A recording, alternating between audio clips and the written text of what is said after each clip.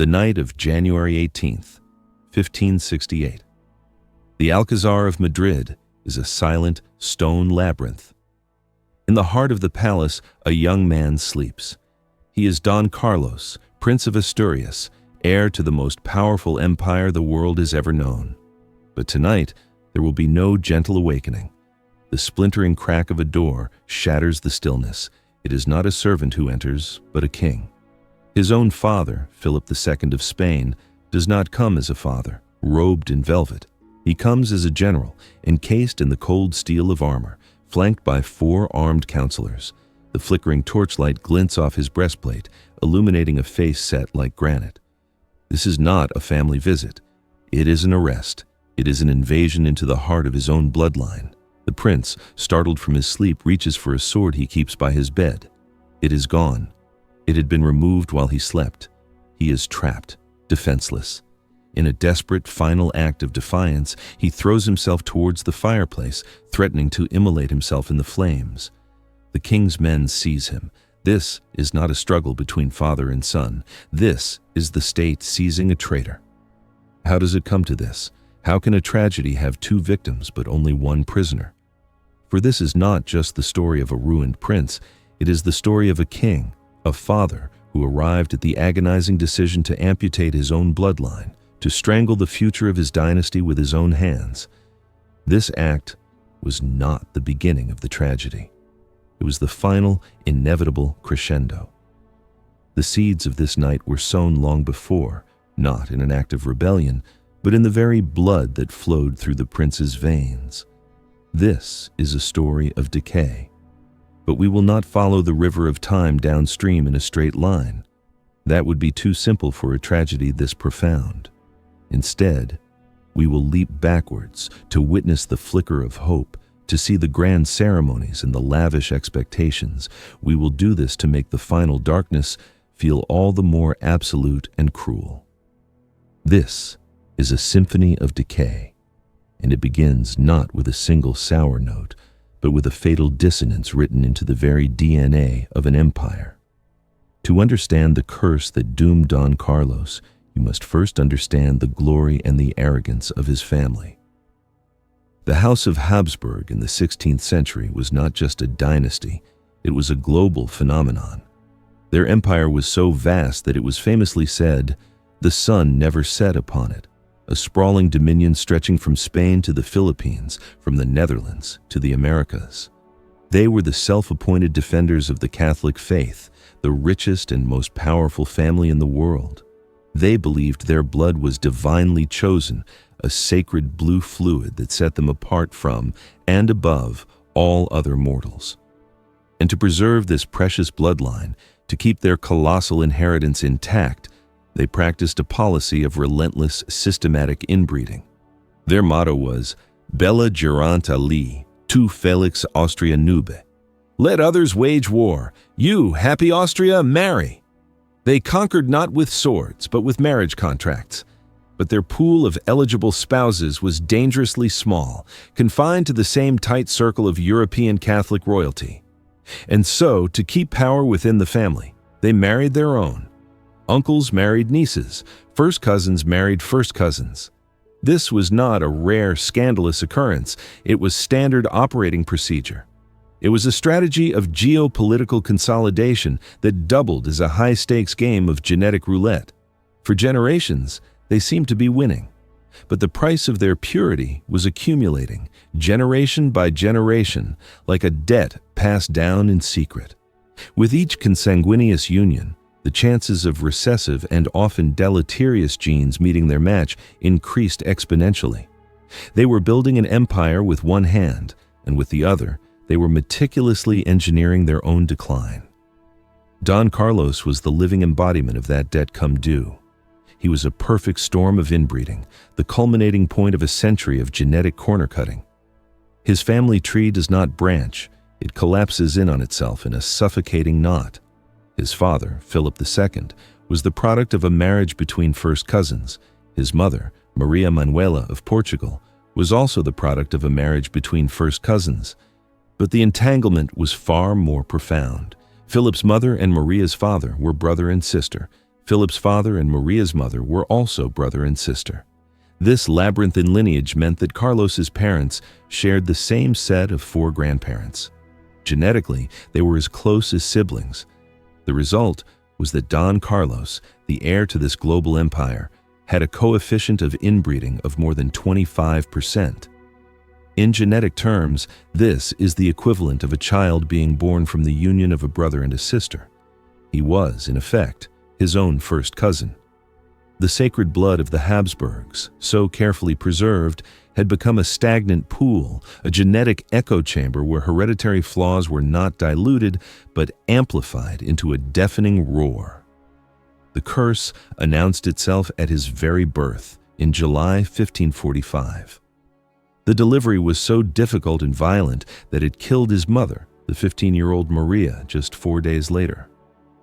His life began with the death of the woman who gave it to him, a tragic omen for the suffering to come. From his first breath, Carlos was a fragile, sickly infant. He was prone to recurring fevers and chronic skin infections that left him scarred. The reports from the royal nursery were a litany of concern. He was slow to walk, even slower to talk. The hopes of an empire rested on this one child, and the consensus was that he was alarmingly frail. As he grew, it became clear that the genetic flaws were not just internal. They were etched onto his very form. He was born broken. The foundation was rotten. This was the first movement of his tragedy, a discordance written in the language of chromosomes before he ever had a chance to shape his own destiny. He was the product of a dynasty so obsessed with the purity of its bloodline that it had forgotten how to create a healthy human being. The rotting of the bloodline had begun long ago, but it was in the frail body of the boy prince that its most tragic and visible consequences would unfold. He was destined to inherit the world, but he had already inherited a curse that would ensure he could never rule it. The genetic curse that haunted Don Carlos's blood was not a phantom. It was a physical tormentor, a cruel architect that twisted his body into a prison of flesh and bone. As he matured, the asymmetries and flaws became impossible to ignore, a daily public spectacle of his imperfection. One shoulder slumped perpetually lower than the other, his chest was sunken, his left leg shorter than his right, forcing him into a clumsy, lurching gait. When he spoke, the words caught in his throat, emerging as a high-pitched, desperate stutter. He was the heir to the Spanish throne, a figure meant to embody the divine grace of God, but he looked like a poorly made marionette, his limbs controlled by a careless puppeteer. His very existence was an affront to the doctrine of divine right, a living testament to the fallibility of his supposedly sacred bloodline.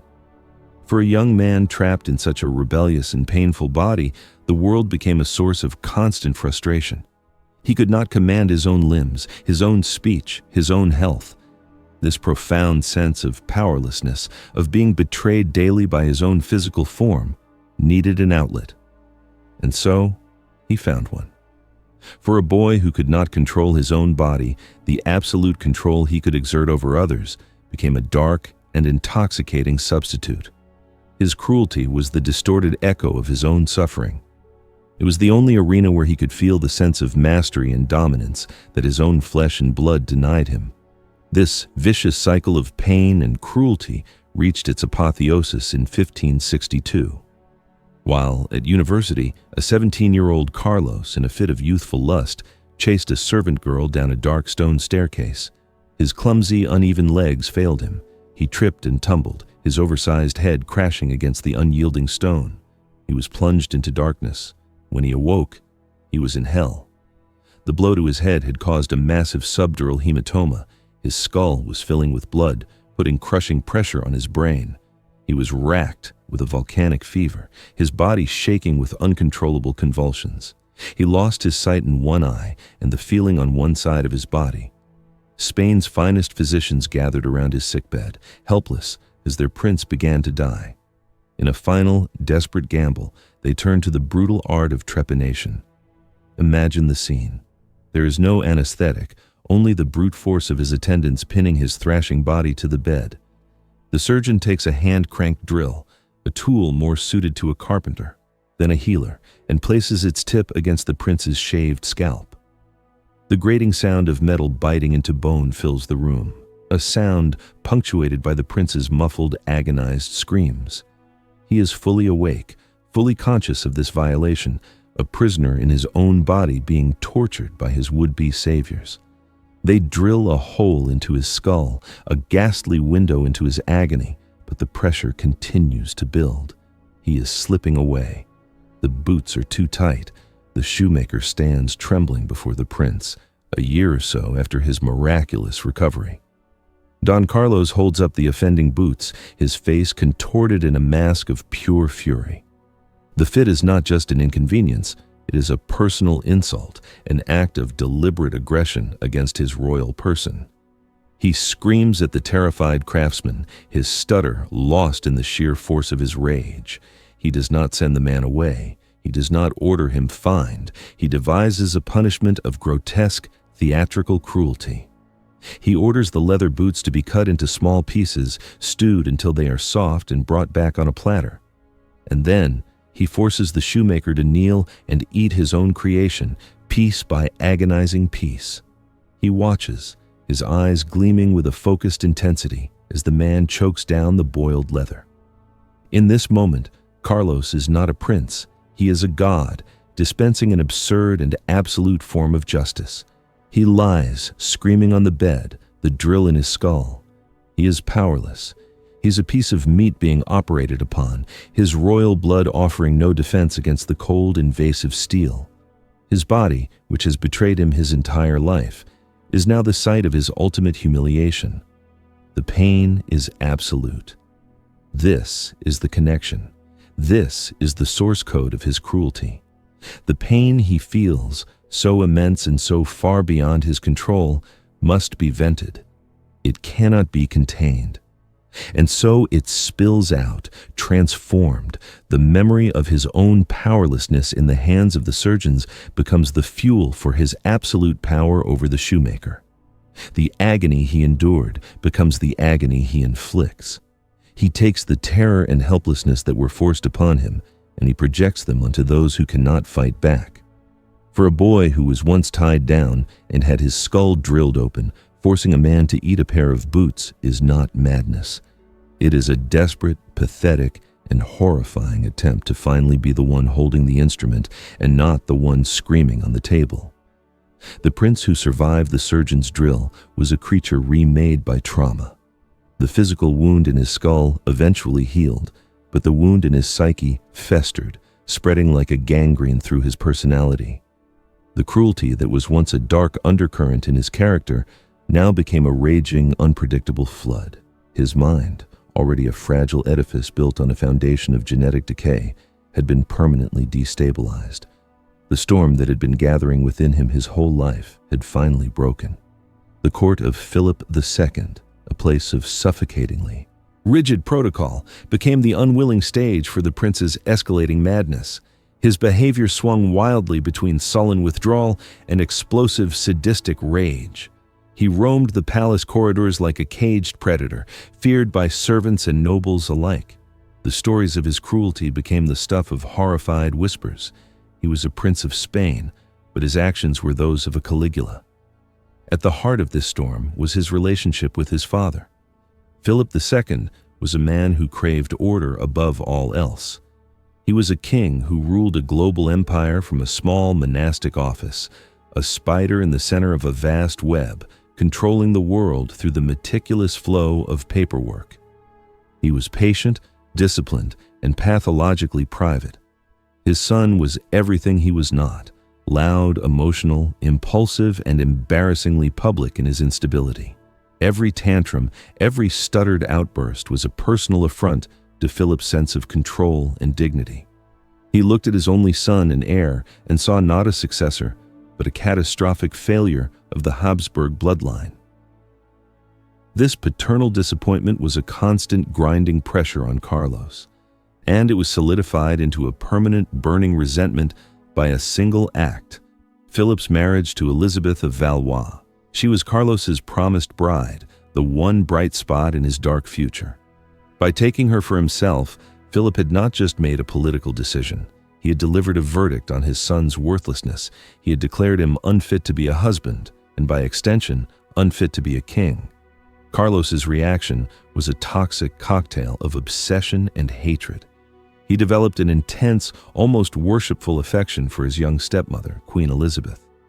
She was perhaps the only person at court who showed him genuine kindness, and he clung to it with a desperate, unnerving intensity. This affection, however innocent on her part, became hopelessly entangled with his rage against the man who had, in his eyes, stolen her from him. He began to speak openly of his desire to see his father dead. He would tell anyone who would listen, courtiers, ambassadors, servants, that his greatest enemy was the king. For years, Philip had watched his son's decline with a kind of pained, helpless austerity.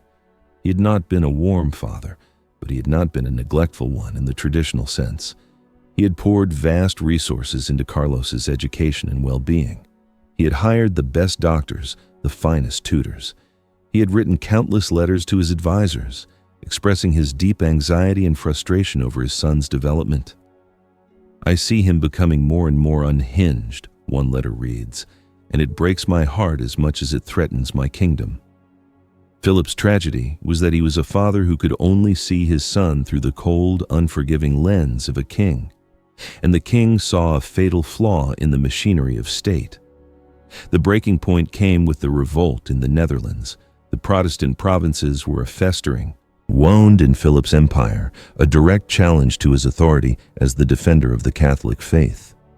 As he prepared to send the ruthless Duke of Alba to crush the rebellion, Carlos saw his chance. This, he believed, was his destiny. He demanded that his father give him command of the army and the governorship of the Netherlands. Philip, of course, refused. To entrust the most volatile crisis in his empire to his most unstable subject would have been an act of state suicide. This final rejection shattered the last vestiges of Carlos's reason. He embarked on a clumsy, frantic, and utterly treasonous course of action. He began to conspire. He tried to borrow enormous sums of money to fund his own army. He met in secret with representatives of the rebel factions. He made plans to flee Spain and join the Dutch revolt against his own father. He even confessed his entire plot to a high-ranking friar who, horrified, went straight to the king. For Philip, this was the moment the tragedy of the son became the crisis of the king. This was no longer about embarrassing tantrums or sadistic outbursts. This was high treason. His son was actively collaborating with heretical enemies to dismember the Spanish Empire. The private shame had become a public threat. The father's heart, which had endured years of disappointment, was now forced into silence. The king, the guardian of the empire and the faith, had to act. He was trapped. To ignore the treason would be to risk civil war and the collapse of his authority. To expose it publicly would be to create a scandal of unimaginable proportions, confirming the worst propaganda of his enemies and revealing the rot at the heart of his own family. He was left with only one option, a solution as cold and silent as the stone walls of the Alcazar. The storm in his son's mind had finally become a hurricane powerful enough to threaten the entire world, and Philip, the reluctant king father, knew he had to be the one to board up the windows and lock the doors, even if it meant burying his own child alive inside. The decision, once made, was executed with the chilling precision of a state-sanctioned assassination. There would be no public trial, no legal process. The fate of Don Carlos was a state secret, a family wound to be cauterized in the deepest, darkest chambers of the palace. King Philip II's grief, if he felt it, was subsumed by the cold, hard necessity of his office. He was no longer a father dealing with a troubled son. He was a sovereign excising a malignant tumor from the body politic. The arrest on that January night was the beginning of the final decomposition. Carlos was moved to a specially prepared suite of rooms in the Tower of Arevalo within the castle. It was a prison designed not to punish the body, but to annihilate the mind. The windows were barred and nailed shut, plunging the rooms into a perpetual twilight. Every piece of furniture that could conceivably be used as a weapon was removed. A permanent, silent guard of 12 noblemen watched him day and night, their presence a constant, suffocating reminder of his utter powerlessness. He was a black hole at the center of the world's most powerful empire, a prince whose existence had been officially canceled. Stripped of any external target for his boundless rage, the storm within Don Carlos turned inward with the force of a supernova. He embarked on his last and most tragic rebellion, a desperate war waged upon the only territory he had left to command, his own body.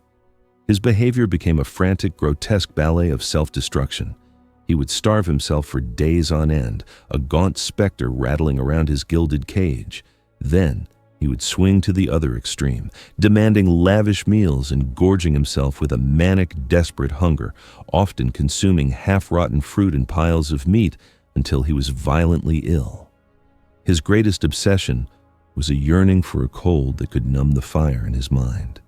He would strip naked and lie for hours on the cold stone floor, even in the depths of winter. He demanded buckets of ice and snow, which he would pack into his bed. His most dangerous habit was drinking vast quantities of ice water, a practice that shocked his already fragile system, sending him into violent fevers and convulsions. This was not the act of a man trying to survive. It was the methodical, almost scientific, deconstruction of his own life.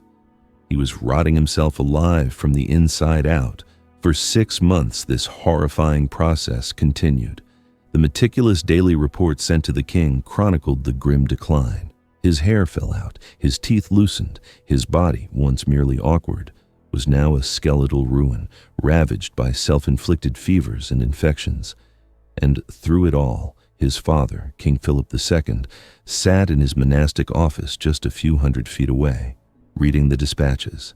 He read of his son's fevers, his vomiting, his slow-motion suicide, with the same detached diligence he applied to reports about silver shipments from Peru or troop movements in Flanders. He never visited. He never sent a message. He simply watched from a distance as the son he had imprisoned meticulously completed the task of his own destruction. He lies on the icy floor of his cell, a skeletal figure shivering in the perpetual gloom. His breath is a shallow, ragged mist. He is 23 years old, and he is a ruin, a human being who has been hollowed out by genetics, by trauma, and by his own father's cold, unyielding will. This is the final note in his symphony of decay, a low, rattling groan in a darkened room. The year is 1545. The cathedral in Valladolid is ablaze with the light of 1,000 candles. The air is thick with the scent of incense and the sound of choirs singing Te Deum.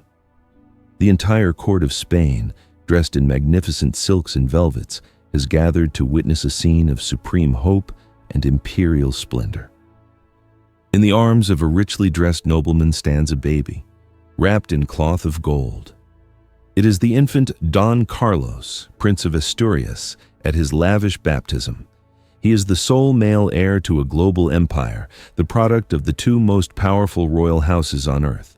Ambassadors from across Christendom have come to pay their respects, to gaze upon the child who represents the future of the Habsburg dynasty.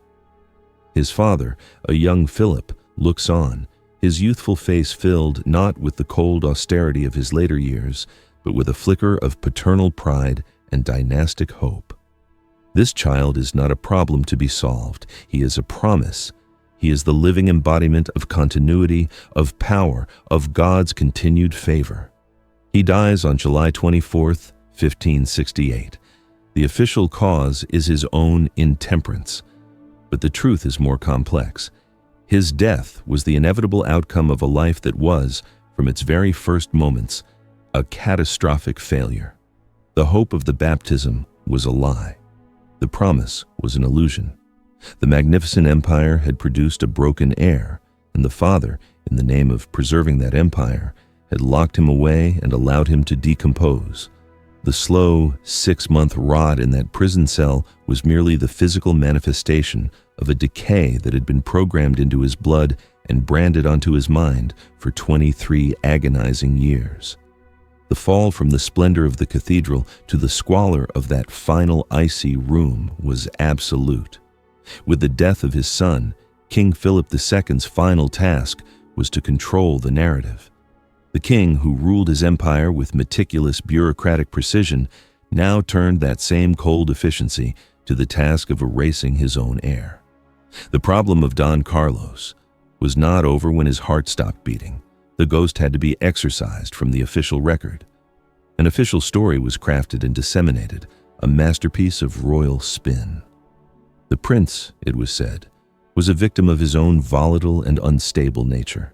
His death was a tragedy, yes, but a private one, the sad but inevitable end of a deeply troubled young man. Any rumors of foul play were dismissed as the malicious slander of heretics and rebels. To enforce this official silence, Philip began a systematic purge of his son's memory from the court. Portraits of the prince were removed from the palace walls. His personal letters and papers were collected and likely destroyed.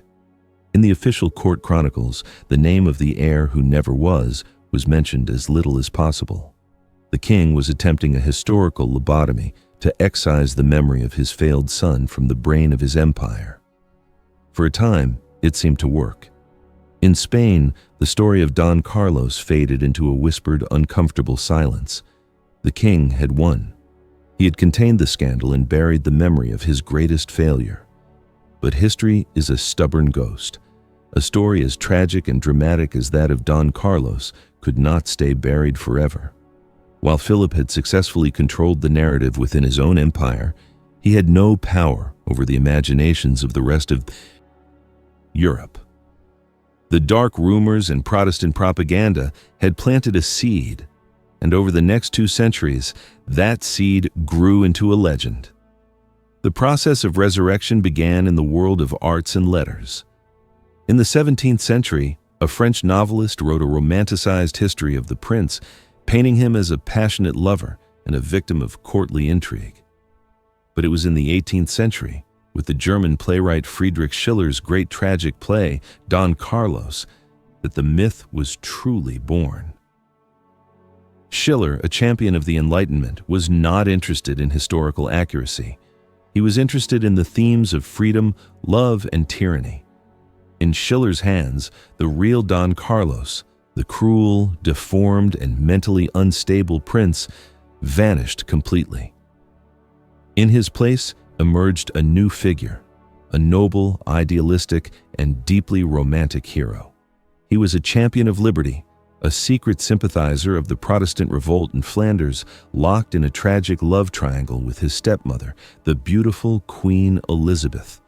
His father, Philip II, was transformed into the ultimate villain, a cold, calculating, and monstrous tyrant, the embodiment of everything the Enlightenment opposed. The story was no longer about a dysfunctional family. It was a grand, sweeping epic of freedom versus oppression. This romantic myth proved irresistible. It was given its most famous form in the 19th century, with Giuseppe Verdi's magnificent opera, Don Carlo. Verdi took Schiller's drama and amplified it with a score of breathtaking emotional power. Now, the story of the Lost Prince was not just a play. It was an area of suffering, a chorus of rebellion. The image of the tragic, freedom-loving prince was cemented forever in the popular imagination of the West. This is the final and most profound irony in the symphony of Don Carlos's decay. His own father, the man who had imprisoned him and watched him rot, had tried to erase him from memory. And in doing so, Philip created a historical vacuum. By destroying the real, flawed, and monstrous Don Carlos, he left behind an empty silhouette. And into that silhouette, future generations poured all of their own hopes, fears, and ideals.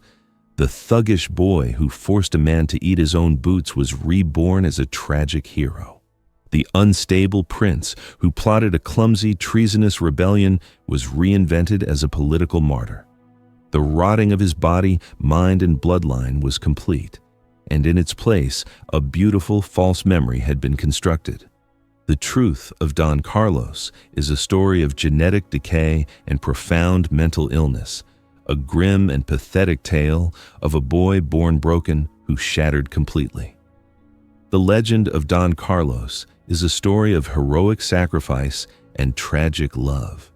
History, it seems, is not always written by the victors. Sometimes it is rewritten by ghosts, and their echoes are often far more beautiful and far more deceptive than the rotting truth they leave behind. Our mission here is not to shatter beautiful myths, but to understand the complex, uncomfortable realities that create them. The most dangerous truth is not the one that is forgotten, but the one that is replaced by a more convenient lie. If you believe that confronting these difficult histories is essential to truly understanding our past, then join us in this excavation. Subscribe and tell us in the comments which other historical ghost is hiding a truth that we need to uncover together. Because only by digging past the romantic legends can we find the real and often far more interesting human stories buried beneath.